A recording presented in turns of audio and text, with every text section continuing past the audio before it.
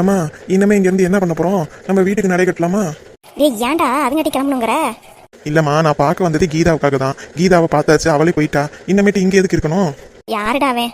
இருடா, சாப்பாடு கீப்பாடு ஏதாவது போடுவாங்க. மத்தியான வேலையை இங்கேயே முடிச்சுட்டு போயிடுவான். அட ஏமா நீ வேற, ஏதாவது வாங்கிட்டு வந்து நம்ம ஹாயா உட்காந்து சாப்பிட்டுட்டு இருக்கலாம். இங்கே போய் சாப்பிடணுங்கிற? இதுக்குடா காசு செலவு பண்ணிக்கிட்டு? அண்ணன் எனக்கு போன் அடிச்சது. நான் மீன் வாங்கி கொடுத்துருக்கேன், மைனியை கழுவி வைக்க சொல்லியிருக்கேன், சாப்பிட்டு போமா அப்படின்னு சொன்னுச்சு. என்ன மீனா? அட ஆமாண்டா, அதுவும் வஞ்சிர மீன் அண்ணன் வாங்கி கொடுத்துருக்கேன்னு சொன்னுச்சு. சரிம்மா சரிம்மா, அதுவும் அத்தை வைக்கிற குழம்பு அம்புக்கு ருசியாக இருக்கும். நம்ம ஒரு புடி பிடிச்சிட்டு தான் போகணும். என்ன கிளம்புறீங்கிற? சரி சரி, அத்தை மீன் குழம்பு எப்போ வைக்குதுன்னு பார்த்துட்டு வாங்கிட்டாது வீட்டுக்கு கிளம்பிடுவோம். சரி சரி, நைட்டு டின்னருக்கு மீன் குழம்பு கொஞ்சோண்டு வாங்கிட்டு வரேன் மைனிட்ட இருந்து. நைட்டு மாவு இருக்கு, நீ உங்க அப்பனும் சாப்பிடுங்க. சரிம்மா. என் பொண்ணை பார்க்க தானே வந்தாங்க, அவ கூட போயிட்டா. இன்னும் ஏன் இந்த ரெண்டு உட்காந்துருக்குன்னு தெரியலையே. எப்படியாவது பேசி அனுப்பி விட்டுறணும். இருந்துகிட்டு நம்ம உயிரை வாங்குங்க. மைனி, உங்க அண்ணன் வரத்துக்கு லேட் ஆகுமா? நீங்க எப்படி இப்ப கிளம்புறீங்க?